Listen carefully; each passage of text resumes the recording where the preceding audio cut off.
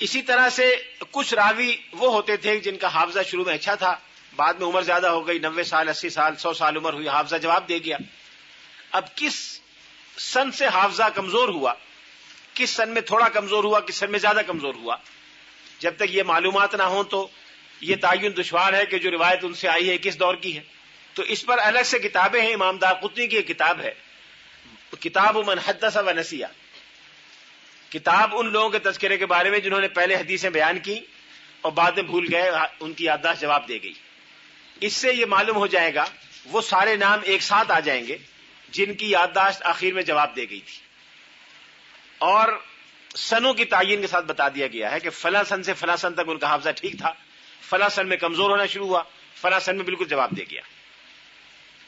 کل یا پرسوں میں نے عرض کیا تھا کہ ضعیف حدیث کی ایک قسم ہے مدلس، آپ کو یاد ہوگا مدلس سے مراد وہ حدیث ہے جس میں راوی نے مس ریپرزنٹیشن کی ہو، یا تو جان بوجھ کر یا غلطی سے، کہ جس سے سننے والوں نے یہ سمجھا کہ راوی وہ نہیں ہے جس سے انہوں نے روایت لی ہے۔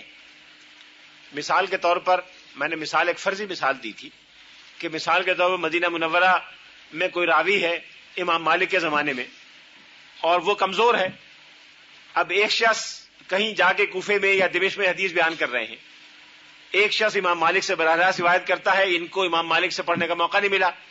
اب یہ کہتے ہیں میں نے کمزور آدمی کی بیان کی تو لوگ متنفر ہو جائیں گے، تو وہ یہ کہتے ہیں کہ حدثنی الامام العادل الامام الکبیر فی المدینہ المنورہ مثلا۔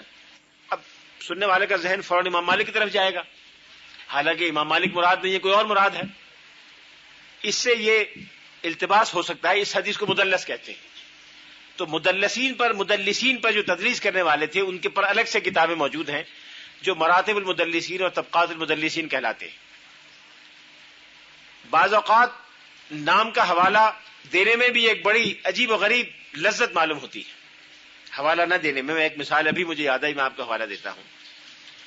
امام محمد بن حسن شیبانی جو بڑے مشہور محدث ہیں، بڑے فقیہ ہیں، امام ابو حنیفہ کے شاگردوں میں بہت نمایاں مقام رکھتے ہیں۔ امام ابو حنیفہ کے اجتہادات سارے کے سارے 90% انہوں نے مرتب کیے۔ آج فقہ حنفی امام محمد کی کتابوں کی بنیاد پر قائم ہے۔ امام محمد نے ابتدائی قصب فیض کیا تھا اپنے گویا جو ہم سبق تھے امام ابو یوسف۔ امام ابو یوسف کی عمر زیادہ تھی، امام محمد کی کم تھی۔ جب امام ابو حنیفہ کا انتقال ہوا تو امام محمد کی عمر کوئی 18-19 سال تھی۔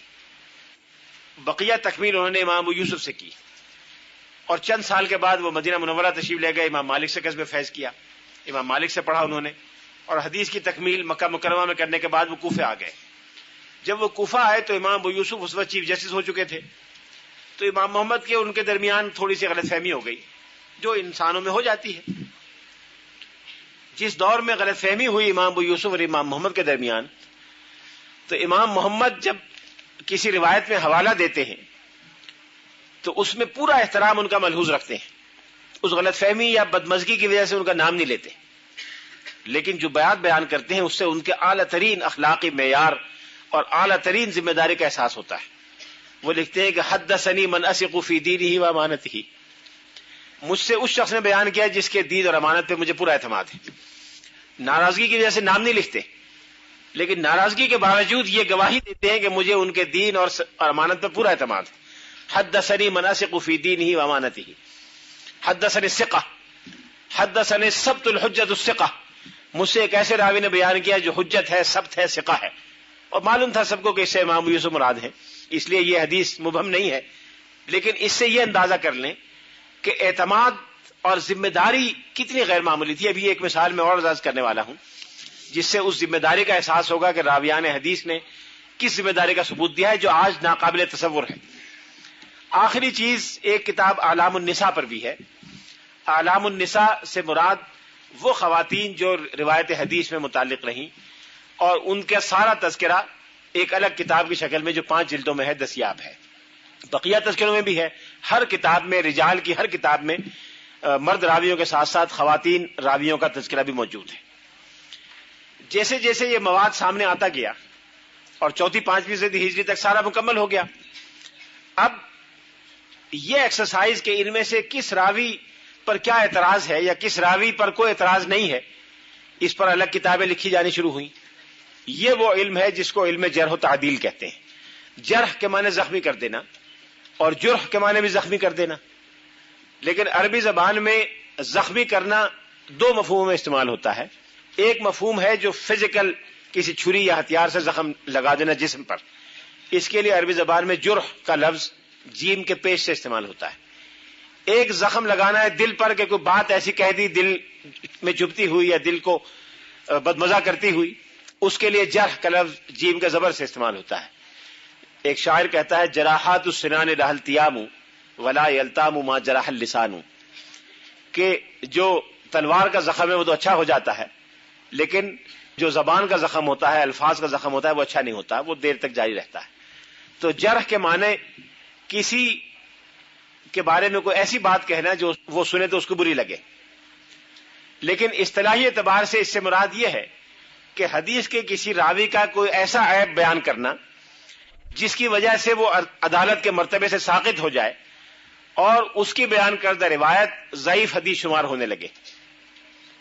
کسی راوی کی کسی ایسی کمزوری کو بیان کرنا جس کی وجہ سے اس راوی کی عدالت ختم ہو جائے یا عدالت کا درجہ کم ہو جائے. عدالت کی بحث میں کر چکا ہوں. اور اس کی بیان کردہ روایت ضعیف حدیث شمار ہونے لگے. یہ ہے جرح کی تعریف. علامہ ابن اسیر جو ایک اور مشہور محدث ہیں اور لغت حدیث پر ان کی کتاب بڑی مشہور ہے النہایہ فی غریب الحدیث جو 5 جلدوں میں ہے، وہ کہتے ہیں کہ جرح سے مراد وہ وصف ہے کہ جس کی کسی راوی سے جب نسبت کر دی جائے تو اس کا اعتبار گھٹ جائے اور اس کی بات پر عمل کرنا لازمی نہ رہے. اس عمل کو جرح کہتے ہیں. اس کے ساتھ ساتھ دوسرا عمل ہے تعدیل کا، کہ کسی راوی کے بارے میں یہ تحقیق کر کے بتایا جائے کہ یہ راوی عادل ہے. یہ راوی ان 4 شرائط کو، جن میں سے ایک کی 3 قسمیں تھیں، یعنی 7 شرطوں کو پورا کرتا ہے جو پہلے بیان کر چکا، کہ یہ راوی مسلمان تھا، یہ راوی عادل تھا، یعنی ان تمام اخلاقی روحانی خوبیوں اور اچھائیوں کا حامل تھا جو ایک راوی حدیث کے لیے ضروری ہیں، اس کا حافظہ اچھا تھا، اس کا ضبط اچھا تھا، اس کی بیان کردہ روایت میں کوئی علت نہیں ہے، راستے میں کوئی رکاوٹ، کوئی بیچ میں خلا نہیں ہے، اور یہ اونچے کردار کا انسان تھا. یہ ساری چیز جب تحقیق ہو جائے، اس تحقیق کے عمل کو تعدیل کہتے ہیں. جرح کے معنی کمزوری بیان کرنا، تعدیل کے معنی عدالت بیان کرنا. گویا جرح اور عدالت کا اور تعدیل کا آپس میں گہرا تعلق ہے.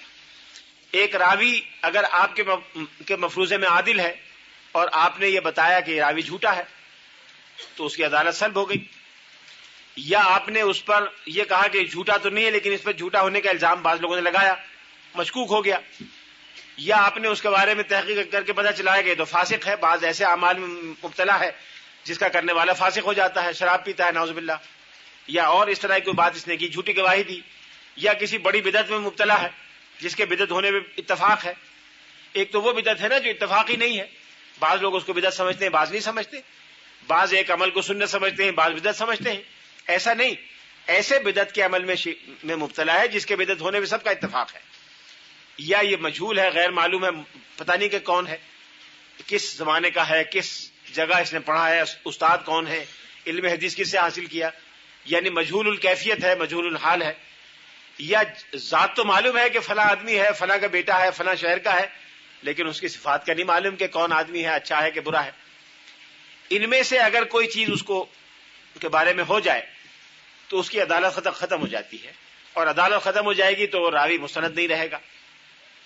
اس لیے گویا تعدیل ختم ہو گئی، اب جرح ہو گئی. اس عمل کو جرح کہتے ہیں.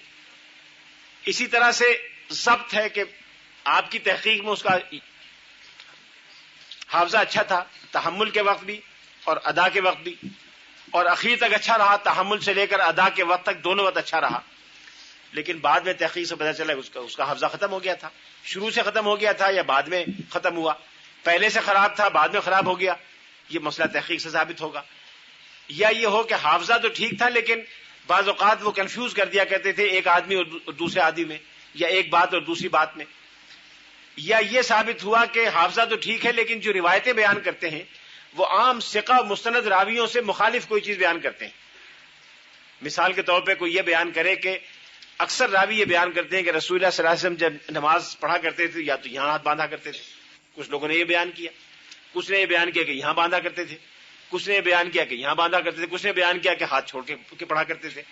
اب یہ 4 روایتیں مستند راویوں کے ذریعے آئی ہیں، ان چاروں میں سے یہ تو اختلاف ہو سکتا ہے کہ بہتر کون سا ہے، کچھ کے خیال میں یہاں افضل ہے، کچھ کے خیال میں یہاں افضل ہے، کچھ کے خیال میں چھوڑنا افضل ہے۔ جو مستند راوی ثقہ راوی ہیں وہ ان 4 میں محدود ہیں۔ اب اس کے علاوہ کوئی شخص اور بیان کرے کہ مثال کے طور پر رسول اللہ صلی اللہ علیہ وسلم نعوذ باللہ یہاں ہاتھ باندھا کرتے تھے یا ایسے کر کے پڑھا کرتے تھے، بالفرض اگر ایسی روایت ہو تو یہ ثقات کے خلاف ہے، قابل قبول نہیں ہوگی، راوی کا درجہ جو بھی ہو، راوی جس درجے کا بھی ہو، جو بات اس نے نقل کی ہے وہ ثقہ راویوں کی متفقہ روایت کے خلاف ہے، یہ بھی راوی کی عدالت کو ساقط کر دیتا ہے اور راوی مجروح ہو جاتا ہے۔ اس لیے کہ اگر سچا ہوتا تو ایسی بات کیوں بیان کرتا ہے جو عام طور پہ کسی نے بیان نہیں کی، یا اس کے بارے میں یہ ثابت ہو کہ اخیر میں کثرت سے ان کو ایسے کیفیت آنے لگی تھی کہ وہ بات بھول جایا کرتے تھے۔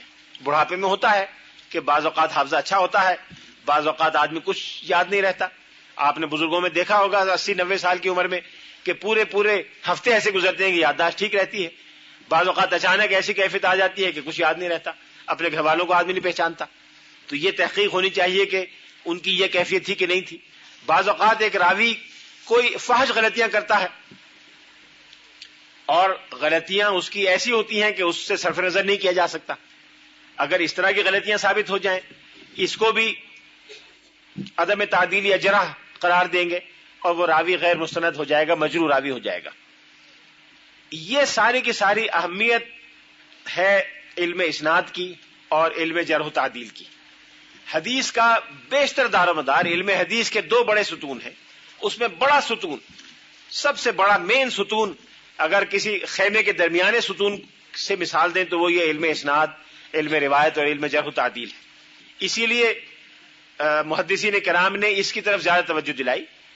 حضرت عبداللہ بن مبارک کا میں قول بیان کر چکا، انہوں نے فرمایا تھا کہ اسناد دین کا ایک حصہ ہے، اگر اسناد نہ ہوتا جس کا جو جی چاہتا وہ بیان کر دیا کرتا۔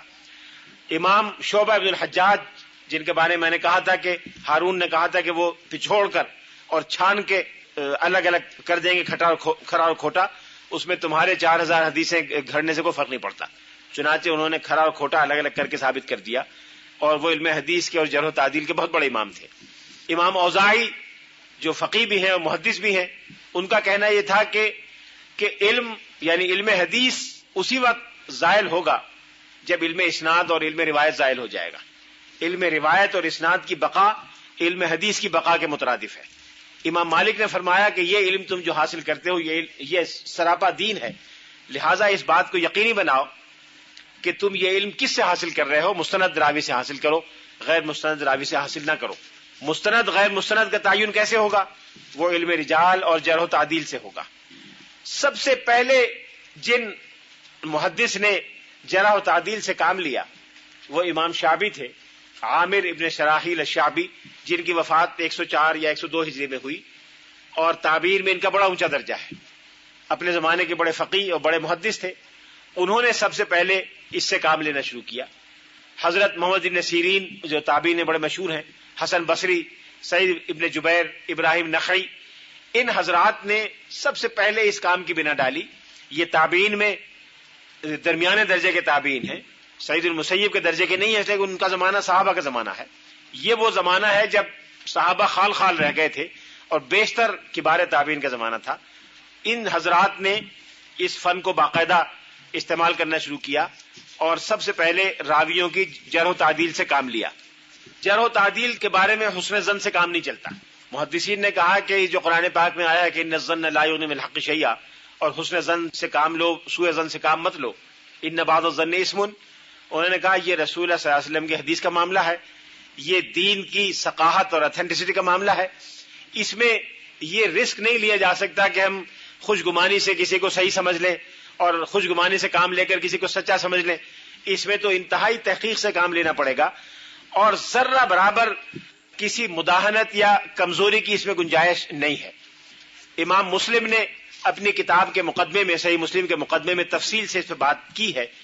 ان سے کسی نے کہا کہ آپ جو جرح و تعدیل سے کام لیتے ہیں یہ تو غیبت ہے۔ غیبت تو ہوتی ہے اس میں کسی کو کہیں گے جھوٹا ہے سچا ہے، حافظہ جواب دے گیا بھول جاتا ہے، لیکن تمام محدثین و فقہاء نے بالاتفاق یہ قرار دیا کہ یہ وہ غیبت نہیں ہے جو شریعت میں ناجائز یا حرام ہے، یہ تو دین کی خاطر لازمی ہے، یہ تو دین کی خاطر گواہی دینے والے لوگ ہیں، تو اگر گواہ کی چھان پھٹک نہ کی جائے جیسے عدالت میں گواہ کی چھان پھٹک کی جاتی ہے، اسی طرح سے یہ چھان پھٹک ان کی جائے گی۔ محدثین نے جب گواہوں کی چھان پھٹک شروع کی تو آپ کے ذہن میں یہ سوال پیدا ہوگا کہ جرح و تعدیل کا عمل ہوا کیسے پتا چلا کہ یہ راوی بھول جاتا ہے یہ نہیں بھولتا، یہ راوی سچا ہے کہ جھوٹا ہے؟ بظاہر تو یہ کام اب تو بڑا آسان ہے، کتابوں میں جا کے دیکھ لیں، لیکن لوگوں نے کیسے اس کام کو کیا وہ میں آپ کو عرض کرتا ہوں کہ کیسے کیا۔ وہ یہ کیا کہ کچھ حضرات نے اپنی پوری زندگی اس کام میں لگائی کہ ان تمام احادیث کو جمع کیا جو ایک سے زائد راویوں سے مروی ہیں۔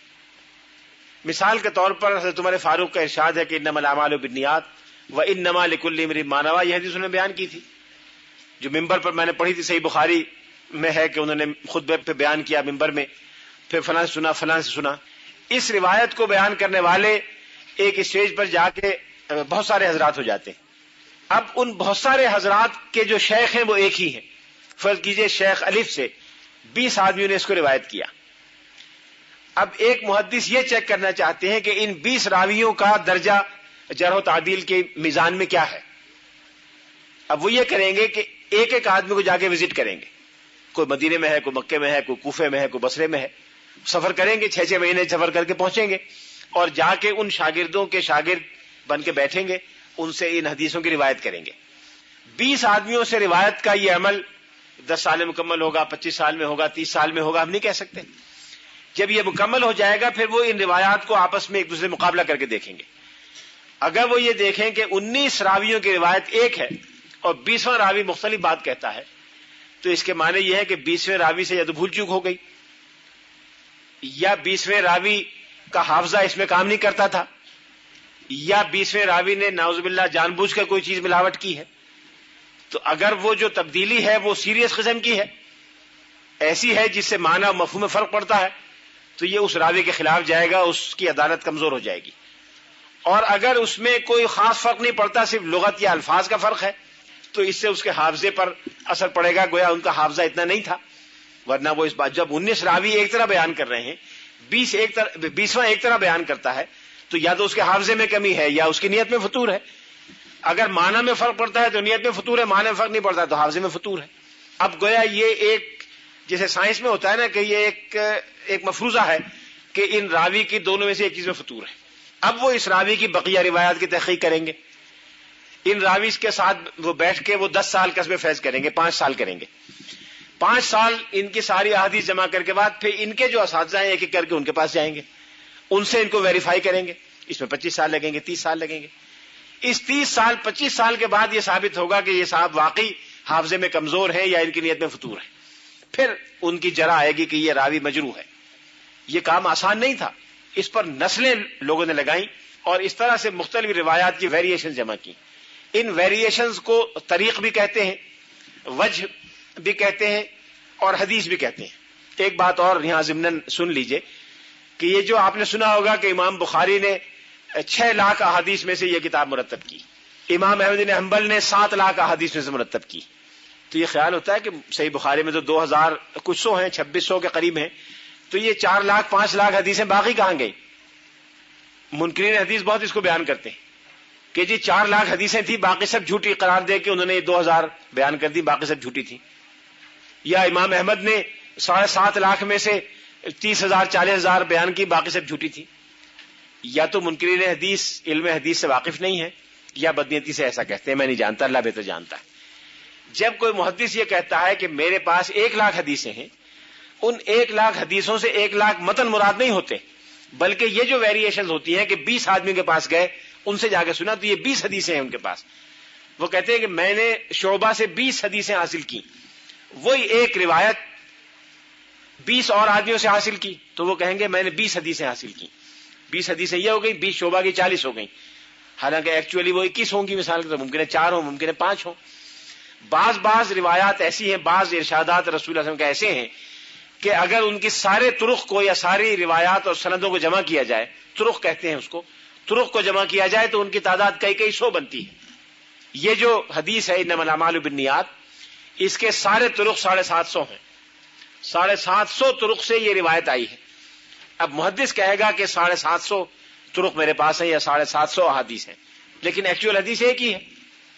تو امام بخاری نے یہ کیا کہ انہوں نے ایک ایک حدیث کو کنفرم اور ری کنفرم اور ویریفائی اور ری ویریفائی اور ری ویریفائی کرنے کے لیے وہ درجنوں آدمیوں کے پاس گئے.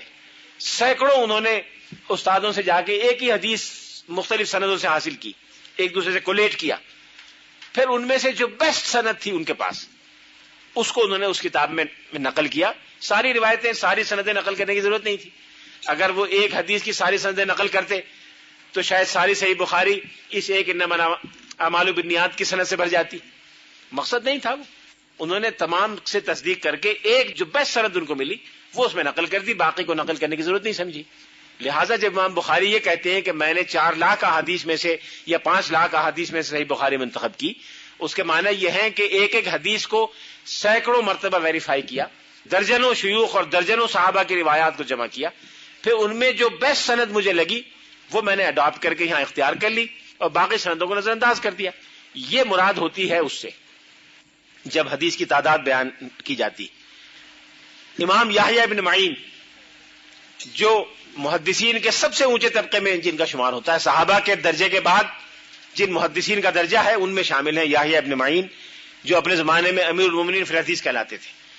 وہ کہتے تھے کہ جب تک مجھے کوئی حدیث 30 طرق سے نہ مل جائے، جب تک 30 سندوں سے میرے پاس نہ آ جائے تو میں اپنے کو یتیم سمجھتا ہوں. اس حدیث کے بارے میں یتیم ہوں جس میں 30 طرق یعنی طرق میرے پاس نہ ہوں. زیادہ ہوں تو جتنے زیادہ ہوں اتنا اچھا ہے. ایک بزرگ تھے حضرت ابراہیم بن سعید. ابراہیم بن سعید جو امام مسلم کے اساتذہ میں ہیں، امام مسلم نے ان سے روایات لی ہیں. ان سے ایک صاحب ملنے کے لیے گئے، ایک محدث، اور ان سے کہا کہ حضرت ابوبکر صدیق کی فلاں روایت میں آپ سے سننا چاہتا ہوں، آپ کی سند سے وہ کیسے پہنچی. گویا یہ ویریفیکیشن اور ری ویریفیکیشن کی ایک قسم تھی. تو انہوں نے اپنی ملازمہ سے کہا کہ وہ حضرت ابوبکر صدیق کی جو روایات ہیں اس کی 23ویں جلد لے آؤ. اب انہوں نے حیرت سے کہا کہ حضرت ابوبکر صدیق کے تو ساری روایات ملا کے 20-25 سے زیادہ نہیں بنتی، تو یہ 23ویں والیوم حضرت ابوبکر صدیق کی کہاں سے آ گئی.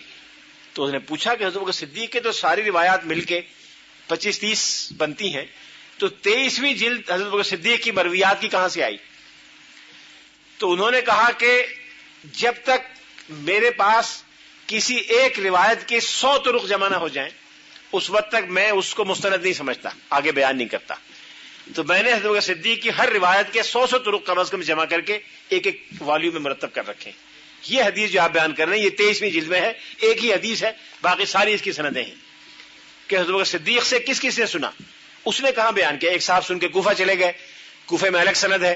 ایک صاحب سن کے بصرہ چلے گئے، بصرے میں الگ سند ہے. اب یہ بزرگ پہلے بصرہ گئے، وہاں سے وہ سن کے آئے، پھر کوفہ گئے.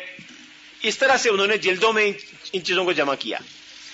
اس جو کولیشن کا عمل تھا، کولیٹ کرنے کا، یہ آسان عمل نہیں تھا، لیکن اس کے نتیجے میں راویوں کی بھول چوک کا، راویوں کی اگر کوئی کمزوری ہے اس کا اندازہ ہو جایا کرتا تھا.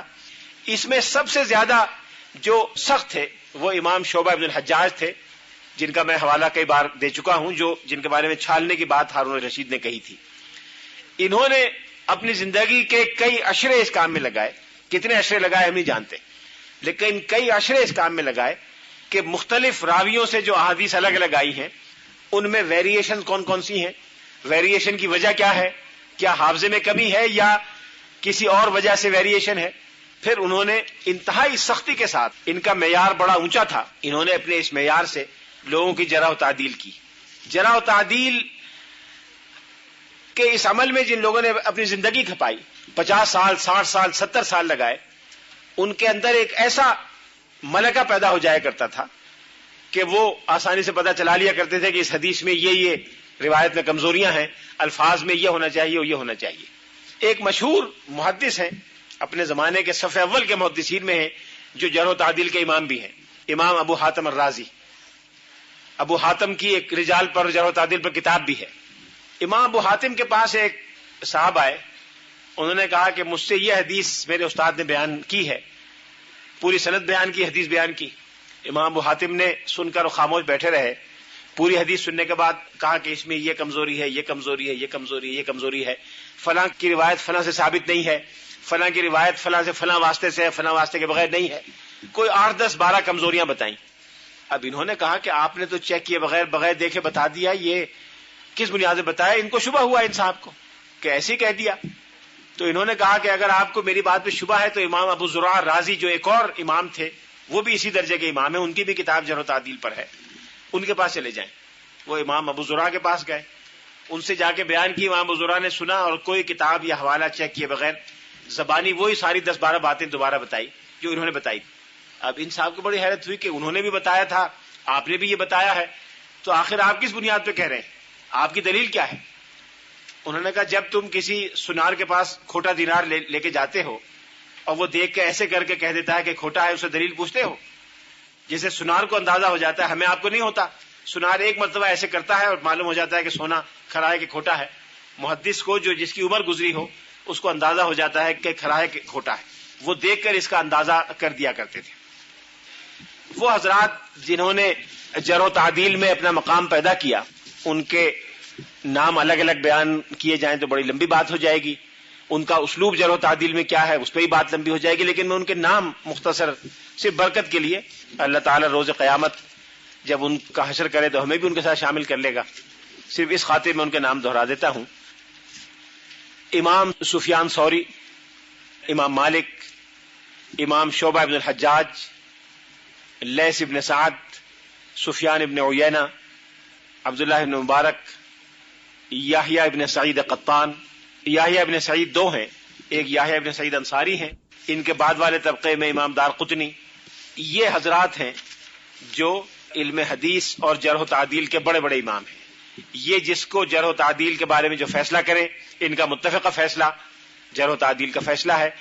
ان میں اختلاف ہو تو پھر اس اختلاف کو دور کرنے کے تفصیلی قواعد ہیں جو پھر جرح و تعدیل کی تفصیلات میں آتے ہیں. جرح و تعدیل کے لوگوں نے کتنی دیانتداری سے یہ اس کام کو کیا، اس کی 2 مثالیں عرض کر دیتا ہوں.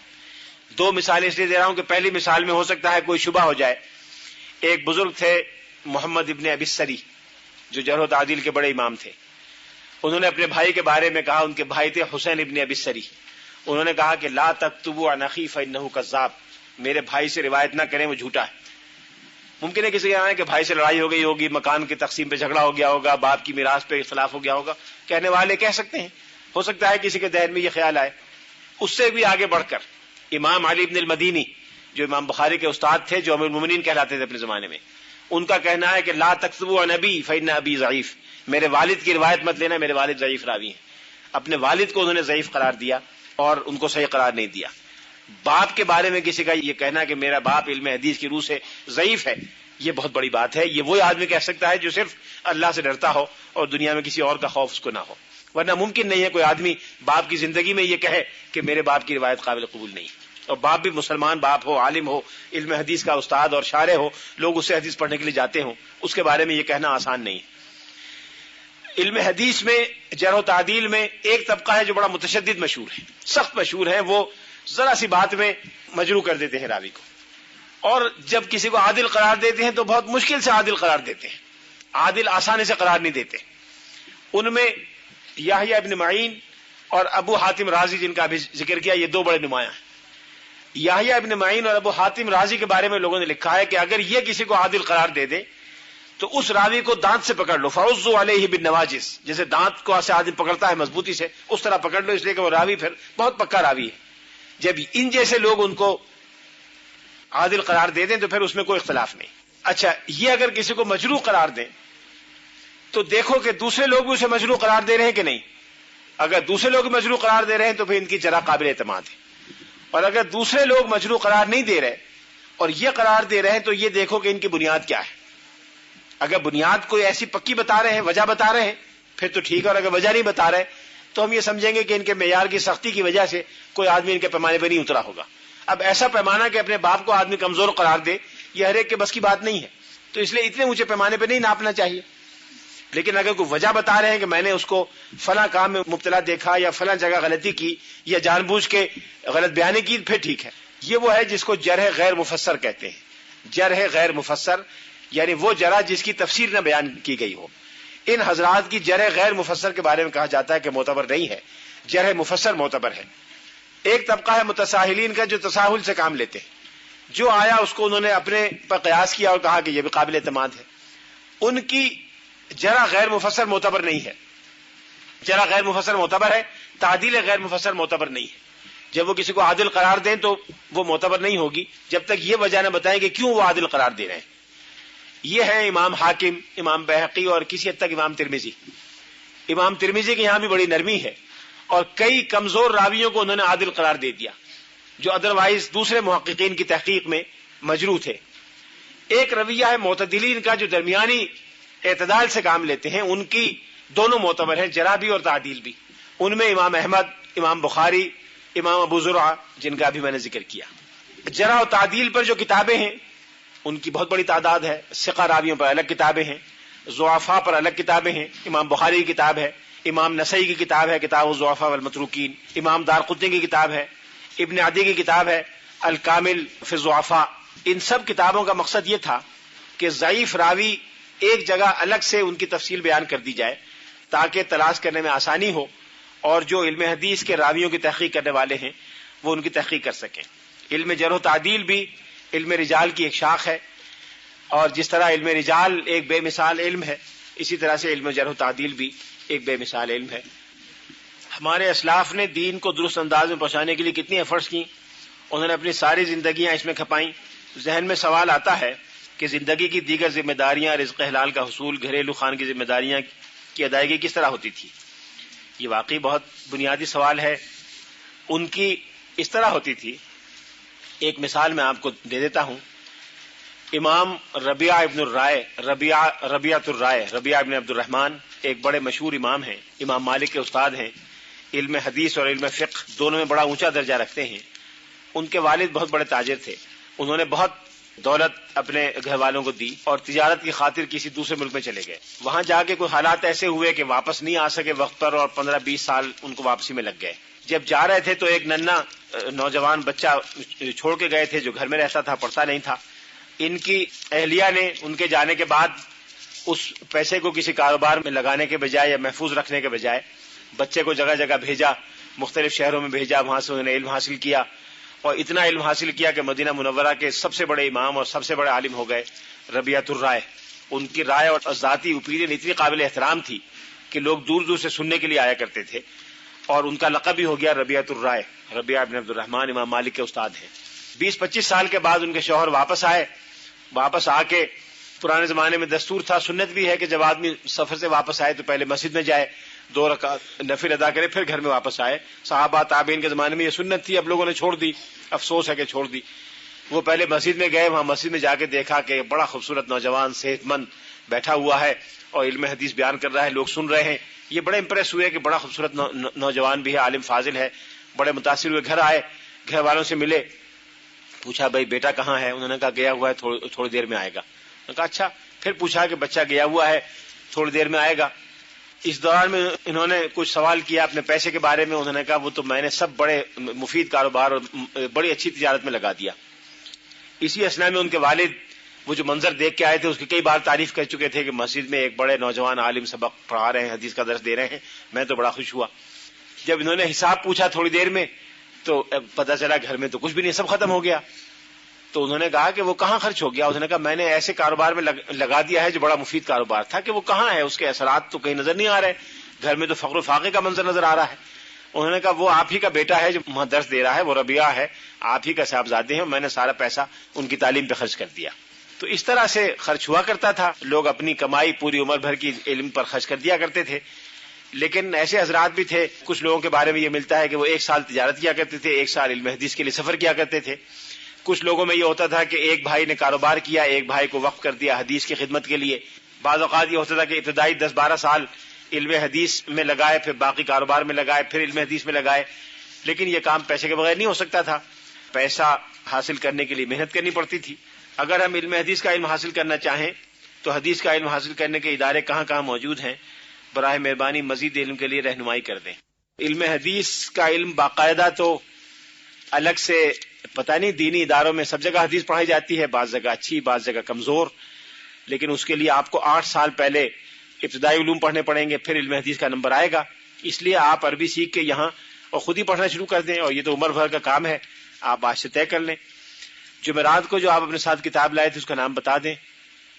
مجھے یاد ہے وہ بڑی کتاب جو تھی وہ سیاہ ستہ 6 کتابیں ایک والیوم میں شائع کی تھیں.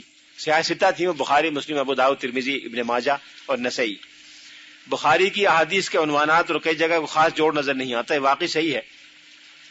مثلا ابو ہریرہ کی حدیث اوصانی خلیلی بسلاسل، اس کو بخاری میں 2 عنوانات کے تحت بیان کیا گیا ہے جو کہ حدیث میں بیان نہیں کیا گیا. یہ بڑی غور و خوض کی بات ہے، اس پر الگ سے لوگوں نے کتابیں لکھی ہیں. امام بخاری جب کوئی عنوان بیان کرتے ہیں تو وہ عنوان بڑی گہری بصیرت پر دلالت کرتا ہے. بعض اوقات حدیث کے الفاظ میں وہ چیز نہیں ہوتی، لیکن غور کریں تو حدیث کے الفاظ پر غور کرنے سے وہ چیز سامنے آ جاتی ہے. مثلا میں نے امام بخاری کی صحیح بخاری کی آخری حدیث پڑھی تھی جس کا عنوان امام بخاری نے دیا ہے باب قول اللہ عز وجل ونضع الموازین القسط لیوم القیامہ وان اعمال بنی آدم توزن. یہ اس کا عنوان ہے کہ باب اس کے بیان میں اللہ تعالیٰ کے اس ارشاد کی تفصیل میں کہ ہم روز قیامت ایک برابر کی ترازو رکھیں گے، اور اس بیان میں، اس اعلان میں، لوگوں کے اس قول میں کہ بنی آدم کے اعمال تولے جائیں گے، یہ عنوان ہے. اور حدیث ہے کہ کلمتان حبیبتان علی اللسان حبیبتان الی الرحمن خفیفتان علی اللسان ثقیلتان فی المیزان، میزان میں بھاری. گویا وہ زبان سے نکلنے والا عمل میزان میں بھاری کیسے ہوگا، اس کو تولا کیسے جائے گا؟ یہ تو زبان سے نکلا ہے، اس قول کو کیسے تولا جائے گا؟ گویا اس کے تولے جانے کی کوئی شکل ہے. جب اس کے تولے جانے کی ہے تو اعمال کے تولے جانے کی بھی ہے، اعمال کے تولے جانے کی بھی ہے، تو موازین قسط کے معنی معلوم ہو گئے. اس طرح سے امام بخاری انڈائریکٹلی انڈیکیٹ کرتے ہیں کہ ان کی مراد کیا ہے. اس پر لوگوں نے الگ الگ سے کتابیں لکھی ہیں، اور درجنوں جلدوں میں، بعض اوقات 20 جلدوں میں اس پر لوگوں نے کتابیں لکھی ہیں. ترجمۃ الباب پر بخاری کے لاہور میں ایک مشہور محدث تھے مولانا محمد ادریس کاندلوی، انہوں نے ایک کتاب لکھی ہے تحفۃ القاری فی حل تراجم البخاری، جو ابھی تک چھپی نہیں، لیکن ان کے صاحبزادگان جن کے پاس وہ کتاب ہے ان کا بیان ہے کہ اگر چھپے گی تو 25-30 جلدوں میں آئے گی. اس میں صرف بخاری کے عنوانات کی تشریح ہے، باقی اصل کتاب کی تشریح نہیں ہے، صرف عنوانات کی تشریح ہے. ایام 20 کے روزے رکھنا تھوڑی سی تبدیلی کے ساتھ اسی عنوان پر حدیث ہے. میرا خیال ہے اتنی بات واضح ہو گئی، الگ سے مثالیں دینے کی ضرورت نہیں. شب برات کے حوالوں سے لوگوں کے عقائد کو کس طرح درست کریں؟ لوگوں سے ان کے عقائد کے بارے میں لڑنا نہیں چاہیے. لوگ مشدد ہوتے ہیں، ایک مرتبہ اختلاف میں شدت ہو جائے پھر آپ کی کوئی بات نہیں سنتا. آپ آہستہ آہستہ نرمی سے بیان کریں. جو لوگ کر رہے ہیں شب برات پہ یہ کچھ، وہ بھی یہ سمجھ کے کرتے ہیں کہ حدیث میں آیا ہے. اب حدیث میں ایکچوئل کسی صحیح حدیث میں تو نہیں آیا، اس لیے آہستہ آہستہ ان کو قائل کریں. پہلے دن تنقید میں شدت آ گئی تو پھر مناسب نہیں ہوگا. حدیث میں سونا، چاندی اور پلاٹینم کی انگوٹھیاں مردوں کے لیے استعمال کرنے کا کیا بیان ہے؟ سونے کی انگوٹھی کی ممانعت ہے. چاندی کی انگوٹھی اگر کسی مقصد کی خاطر ہو تو جائز ہے، اور بقیہ چیزوں کی انگوٹھی پہننا مردوں کے لیے حرام نہیں ہے، جائز ہے. سونے کی انگوٹھی ناجائز ہے. کیا ہم حضور کو بانی اسلام کہہ سکتے ہیں؟ میرے خیال میں تو نہیں کہنا چاہیے. اللہ تعالیٰ کا دین ہے، ان الدین عند اللہ الاسلام، رسول اللہ صلی اللہ علیہ وسلم اس کے پہنچانے والے ہیں، اس کے داعی ہیں. بانی کہنا میرے خیال میں درست نہیں ہے.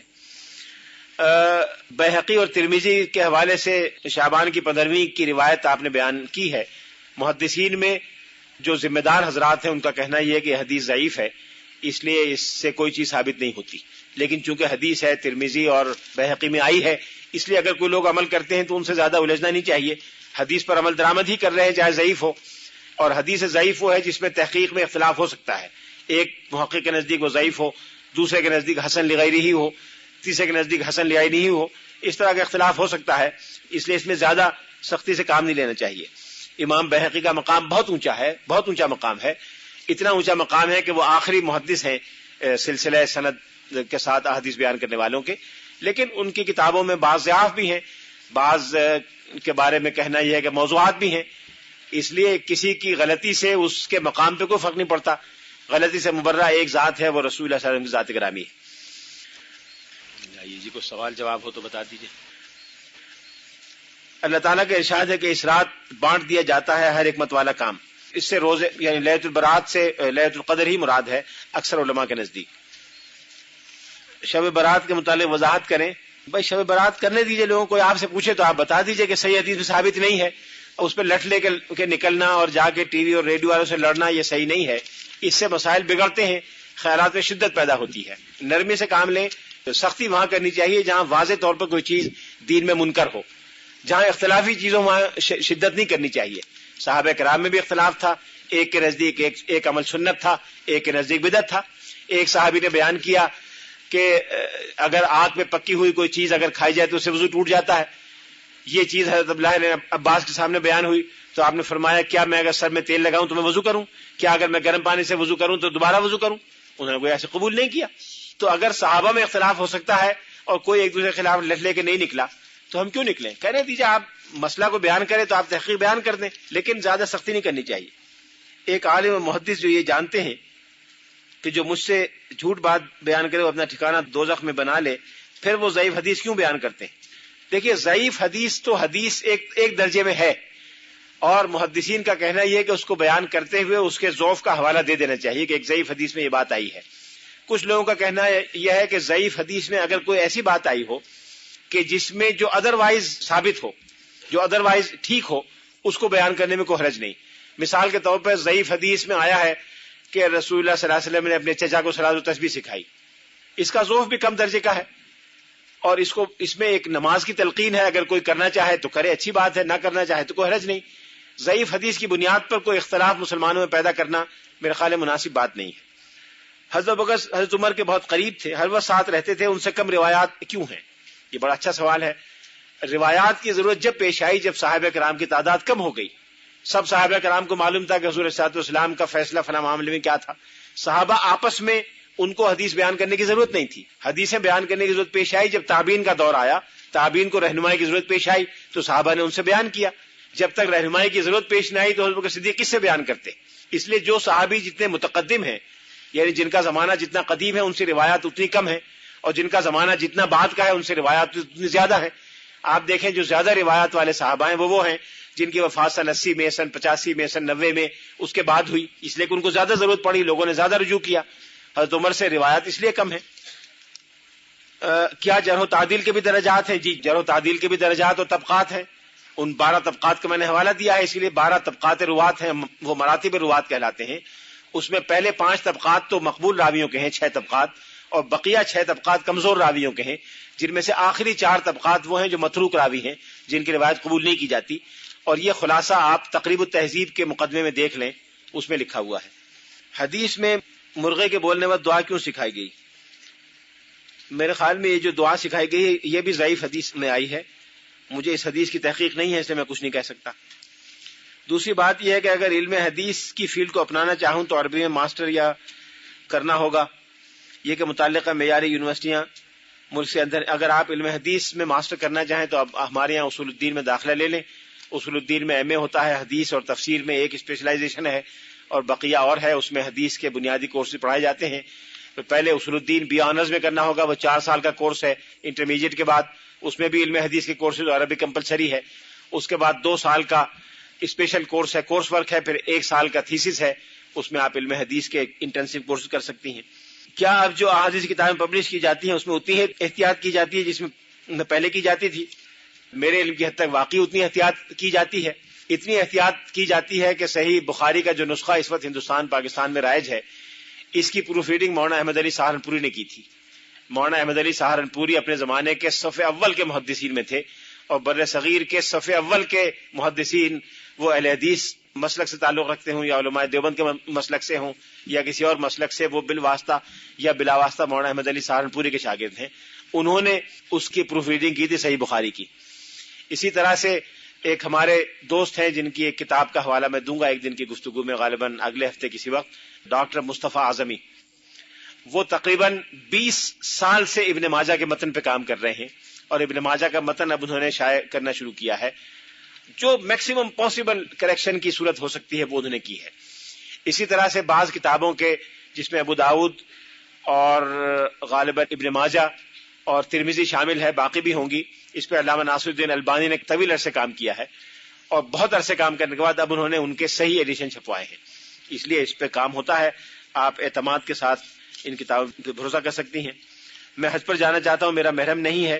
جب آپ کا محرم نہیں تو آپ حج فرض نہیں ہے، آپ حج محرم کے ساتھ کیجئے تو زیادہ بہتر ہے. میرا مشورہ یہی ہے. آپ کسی فتح پر نہ جائیں، اور اس مسلک پہ عمل کریں کہ بغیر محرم کے حج فرض نہیں ہوتا. وآخر دعوانا الحمدللہ رب العالمین.